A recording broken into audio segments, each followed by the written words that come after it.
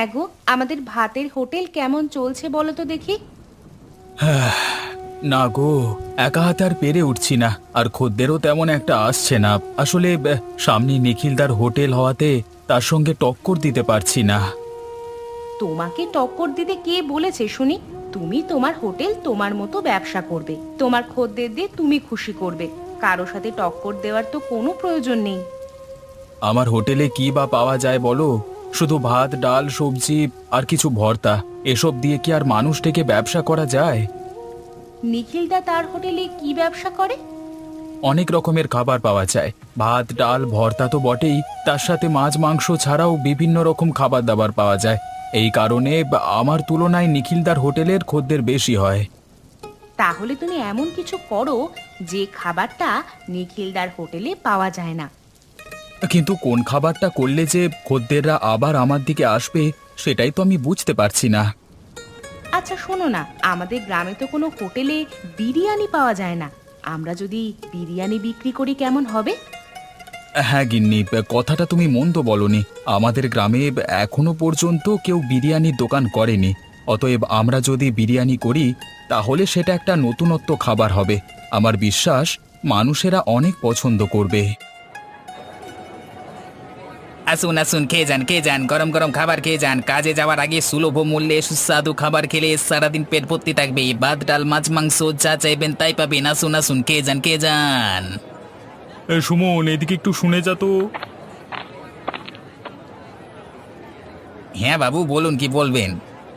তা সুমন, আজকে খাবারের সাথে কালকের বেঁচে থাকা খাবারগুলো মিশিয়ে দিয়েছিস তো? সে আর বলতে বাবু, সে আপনি বলবার আগেই আমি করে ফেলেছি। হ্যাঁ, এই খদ্দেররা বাসি খাবার খাচ্ছে নাকি টাটকা খাবার খাচ্ছে সেটা কিছুতেই বুঝতে পারবে না। ঠিক আছে ঠিক আছে, এইভাবে চলতে থাকলেই আমাদের মুনাফা দ্বিগুণ হবে। কি ব্যাপার বল দেখি সুমন, আজকে গোপাল হোটেল বন্ধ করে রেখেছে কেন? হ্যাঁ, হোটেল বন্ধ না করে আর কি করবে বলুন? ওর যে মুনাফা একদম তলানিতে এসে ঠেকেছে। ওর হোটেলে যে আর বেশি খদ্দের যায় না। তাই নাকি? তাহলে তো ভালো কথা। এই গ্রামে শুধুমাত্র আমার একারই হোটেল রয়ে গেল। সমস্ত খদ্দের আমার কাছেই যেহেতু আসবে, সেহেতু আমি আরো বেশি বেশি খাবার তৈরি করতে পারবো।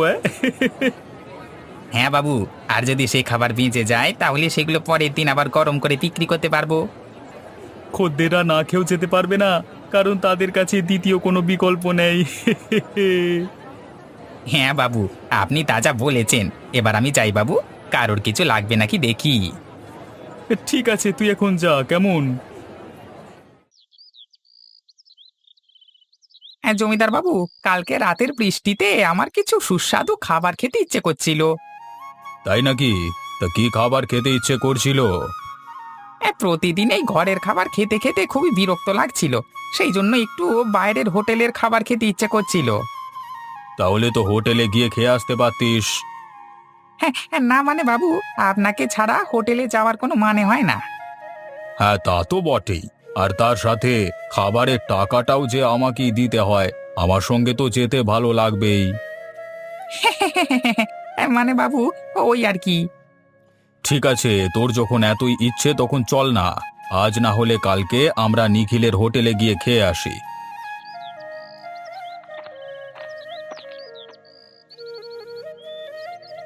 বলি কেন হোটেলে খাবে কেন?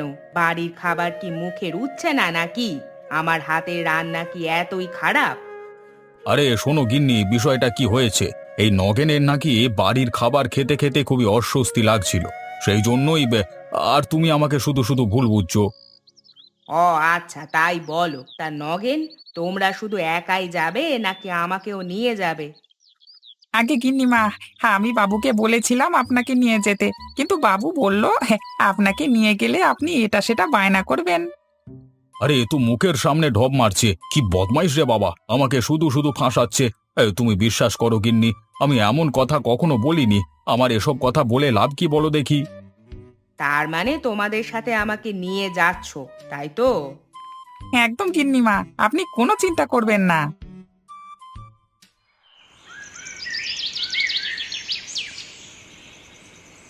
আমিও তোমার সাথে তোমার হোটেলে বিরিয়ানির দোকানে স্বাদ দেব। সেটা হলে তো খুবই ভালো হয় গিন্নি।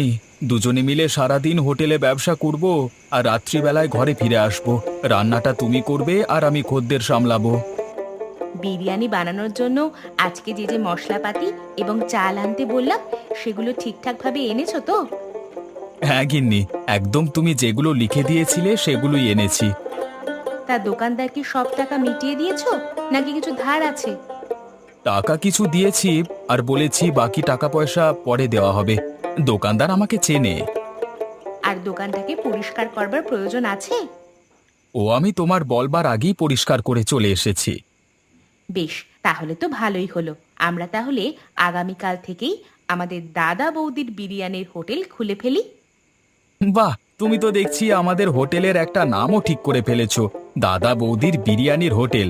বাহ, খুব সুন্দর তো নামখানা। শুধু বিরিয়ানি সুন্দর হলে হবে না, বিরিয়ানির দোকানের নামটাও বেশ মানানসই হতে হবে। তোমার মাথায় এত বুদ্ধি গিন্নি, আমি ভাবছি তোমাকে এতদিন আমার সহকারী করিনি কেন। গিন্নির কথা শুনে চললে তো উন্নতি করতে, তাই জন্যই এতদিন আমার কথা শোনোনি। না গিন্নি, এটা আমার খুব বড় ভুল হয়ে গেছে। এবার সমস্ত ভুল আমি শুধরে নেব। আসুন আসুন, খেয়ে যান খেয়ে যান, গরম গরম বিরিয়ানি খেয়ে যান, একদম সুলভ মূল্যে দারুণ স্বাদের বিরিয়ানি, না খেলে পস্তাবেন। আপনাদের গ্রামের একমাত্র বিরিয়ানির হোটেল, খেয়ে যান তাড়াতাড়ি খেয়ে যান।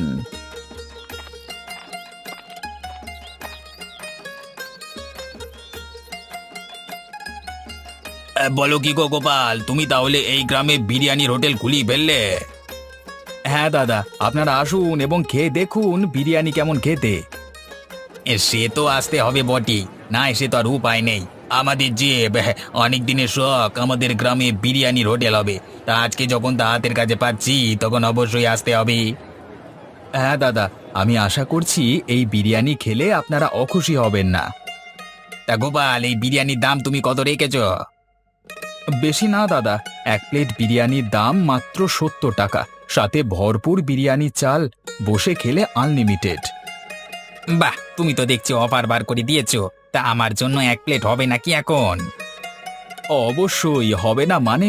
আপনি আসুন দাদা, ভেতরে বসুন, আমি আপনাকে বিরিয়ানি দিচ্ছি।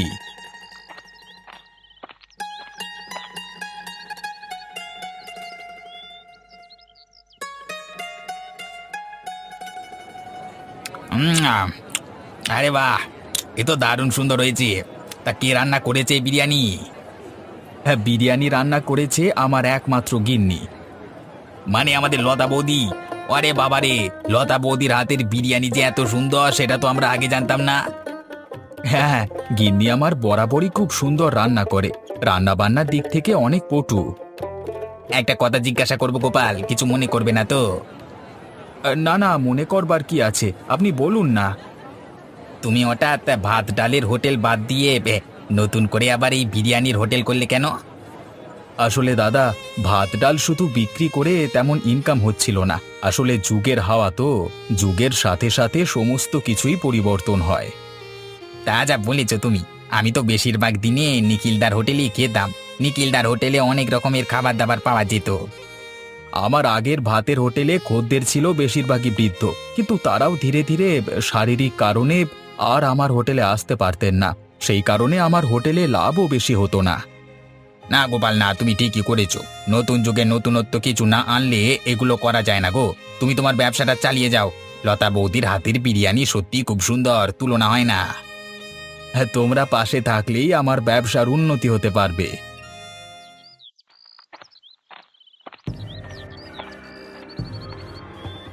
আরে কি হলো সুমন, তুই হোটেল ছেড়ে এখানে কি করতে এসেছিস? কি হলো, কি ব্যাপার? বাবু, আপনি তাড়াতাড়ি চলুন, একটা ব্যাপার ঘটে গেছে। আপনি তাড়াতাড়ি চলুন বাবু। কেন, কি হলো আবার? আমাদের বাসি খাবার দাবারের কথা লোকজন জানতে পেরে গেল নাকি? না বাবু, এই কথা না বাড়িয়ে তাড়াতাড়ি চলুন।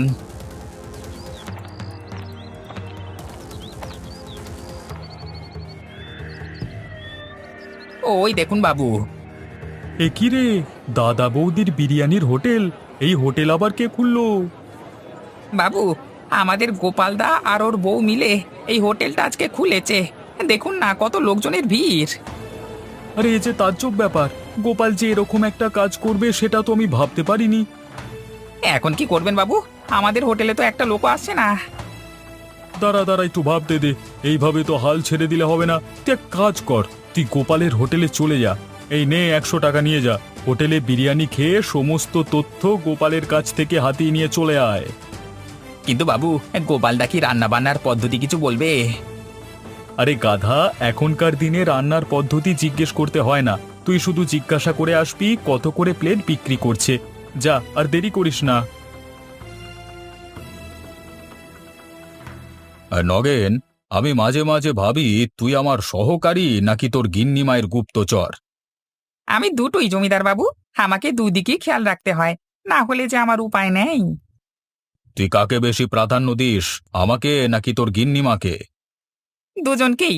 আমি যেমন গিন্নিমাকে আপনার সম্বন্ধে খবর দিই, তেমনি আপনার জন্য একটা দারুণ খবর নিয়ে এসেছি।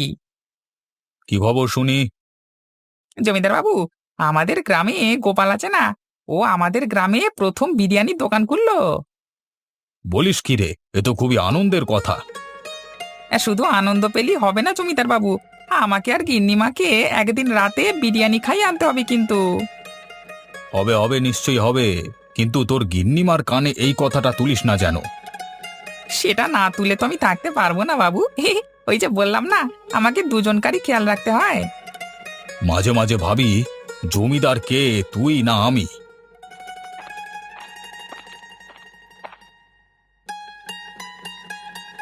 কেন, আমার কানে কোনো খবর গেলে কি তোমার কোনো অসুবিধা হয়? না গিন্নি, সেটা বলিনি। তুমি যখন শুনিয়ে ফেলেছো তখন আর কি বলবো। আসলে তোমাকে একটা চমক দেওয়ার ইচ্ছে ছিল। হ্যাঁ, অত চমক দিতে হবে না। চমক দেওয়ার নাম করে আমাকে না নিয়ে তোমরা পালিয়ে যাবে। না গিন্নি, সেটা কি হতে পারে বলো? তাহলে আজকে রাতেই আমরা যাব বিরিয়ানি খেতে। আমি আর কোনো কথা শুনবো না। বেশ বেশ, তাই হবে গিন্নি।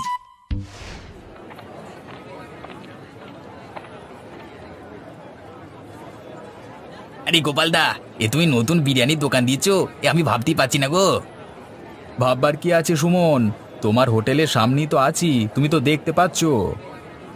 দেখে আর কি হবে দাদা, বিরিয়ানির গন্ধে যে আমি আমার হোটেলে থাকতে পারলাম না, তাই জন্য আমি বিরিয়ানি খেতে চলে এলাম। তাই নাকি? তাহলে এসো, বসে পড়ো। তা কত করে বিরিয়ানির প্লেট বিক্রি করছো দাদা? তুই আগে খা, তারপর ওসব বলবো, না হলে তুই দাম জিজ্ঞাসা করে এখান থেকে পালিয়ে যাবি, আমি জানি।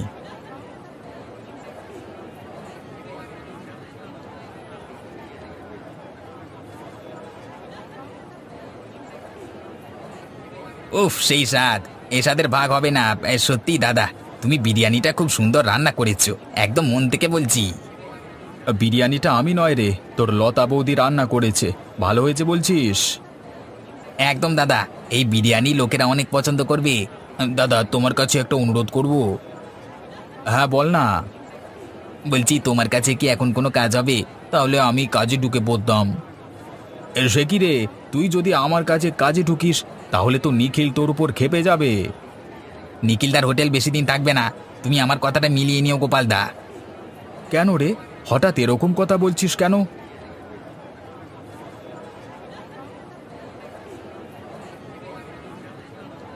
এসব আমাদের কি খাবার দেওয়া হয়েছে?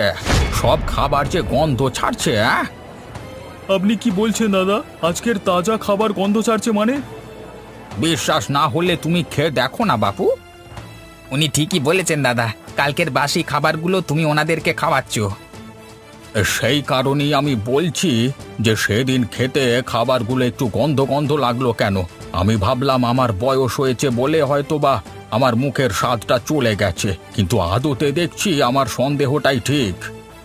সত্যি কথা বলি দাদু, নিখিলদা একদমই ভালো মনের মানুষ নয়, ও শুধু নিজের ব্যবসাটাই বোঝে। তুই চুপ কর সুমন, তোর বড্ড বার বেড়েছে নয়? তোকে আমার হোটেল থেকে বের করে দেব। আমি আর তোমার হোটেলে কাজ করব না দাদা, আমি এই মুহূর্তে হোটেল থেকে বেরিয়ে যাচ্ছি। ছি ছি ছি ছি নিখিল, আমরা তোমার হোটেলের বহু পুরনো খদ্দের, তুমি আমাদের সাথে এমনটা করতে পারলে? আসলে ভুল করে চলে গেছে। ভুল করে যায়নি, তুমি ইচ্ছে করে করেছো। আমি তোমার হোটেলে আজকের পর থেকে আর আসবো না। আপনারা দয়া করে যাবেন না, তাহলে আমার ব্যবসাটা বন্ধ হয়ে যাবে। ওই ছোট ছেলেটা সত্যি কথা বলল বলে তুমি ওকে হোটেল থেকে বের করে দিলে। তোমার হোটেলে আর এক মুহূর্ত নয়।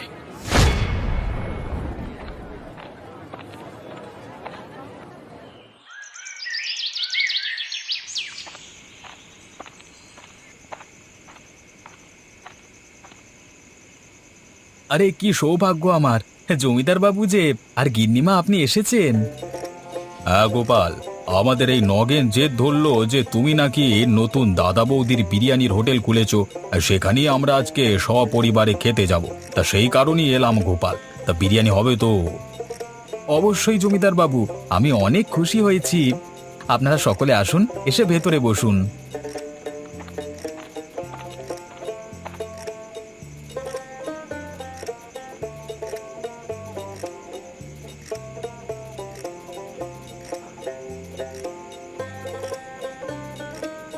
হুম, আরে বাস, এই বিরিয়ানির স্বাদ তো দারুণ হয়েছে। এত সুন্দর বিরিয়ানি আমি কেন, আমার গোটা পরিবার আগে খায়নি। তা যা বলেছেন জমিদার বাবু, সত্যি এত সুন্দর বিরিয়ানি কে রান্না করেছে গোপাল? আমার গিন্নি লতা এই বিরিয়ানি রান্না করেছে। আপনাদের সকলের পছন্দ হয়েছে শুনে আমি খুব খুশি হয়েছি। না গোপাল, সত্যি আমার একটু সন্দেহ ছিল যে গ্রামের প্রথম বিরিয়ানির হোটেল, বিরিয়ানিটা আবার কেমন হবে। কিন্তু এখন দেখছি আজকে রাতে যদি না আসতাম তাহলে খুব ভুল করতাম। তাহলে আপনাদেরকে আরেকটু করে বিরিয়ানি দিই। দাও দাও, তোমার গিন্নিমা আর ওই নগেনকে পেট ভরিয়ে বিরিয়ানি খাওয়াও। টাকা পয়সা নিয়ে তোমার কোনো চিন্তা করতে হবে না। দেখুন গিন্নিমা, বিরিয়ানি খেয়ে বাবুর হাত কেমন খুলে গেছে। আমরা দুজনেই মন ভরে খাই গিন্নিমা, কোনো অসুবিধে নেই। হ্যাঁ গো গিন্নি, আজকে প্রথম দিনের বিরিয়ানির হোটেল তো একদম দারুণ বিক্রি হয়েছে। আমি তো তোমাকে আগেই বলেছিলাম, নতুন খাবার পেলে মানুষ সাদরে গ্রহণ করবে। হ্যাঁ গিন্নি, তুমি ভুল কথা বলো না। তা আজকে তোমার কত টাকা মুনাফা হলো আর কত প্লেট বিরিয়ানি বিক্রি হলো? আজকে সব মিলিয়ে প্রায় ১,৫০০ টাকার বিরিয়ানি বিক্রি হয়েছে। বাহ, এ তো দারুণ ব্যাপার। আরও একটা ব্যাপার আছে গিন্নি, মানুষের চাহিদা দিন দিন বাড়ছে, তারা আরও বিরিয়ানি খেতে চায়। তাহলে তো আমাকে দিনে 1 হাঁড়ির বেশি বিরিয়ানি রান্না করতে হবে। আমি কি একা এত পেরে উঠতে পারবো? কোনো চিন্তা করো না গিন্নি, আমি আজকেই আমার একজন সহকারী পেয়ে গেছি। তাই নাকি? হলে তো কোনো ব্যাপার নেই। হ্যাঁ গিন্নি, সামনের হোটেলে নিখিলদা আছে না, নিখিলদা তার খদ্দের দিকে পচা খাবার খাওয়াতো জানো। সে কি কথা, তোমরা কি করে ধরলে? আমাকে সুমন বলল, সুমন ওর দোকানে কাজ করতো তো, সেই আজ থেকে আমার কাছে কাজ করছে। তাহলে তো নিখিলদার আমাদের ওপর হিংসে হবে। হিংসা হলে আর কি করা যাবে বলো গিন্নি, আমাদের দাদা বৌদির বিরিয়ানির হোটেল আরো দূর এগিয়ে নিয়ে যেতে হবে, থেমে গেলে চলবে না। থেমে যাওয়ার কোনো প্রশ্নই ওঠে না। তুমি বললে বিশ্বাস করবে না, আমাদেরকে এতদিন পচা খাবার খাইয়ে এসেছে। দাদা দেখুন, আমি মানছি নিখিলদা ভুল করেছে, কিন্তু তাকে আরেকটি সুযোগ দেওয়া প্রয়োজন। ওকে সুযোগ দিলি ও খারাপ কাজটাই করবে। ঠিকই বলেছে, নিখিল 1 নম্বরের বাজে লোক।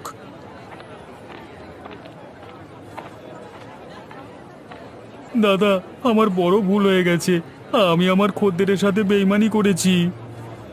নিখিলদা, সত্যি তোমার এই কাজটা করা উচিত হয়নি। তোমরা সকলে আমাকে একটি সুযোগ দাও, আমি কথা দিচ্ছি এরপর থেকে আমি খাবার আর কোনোদিন খারাপ দেব না।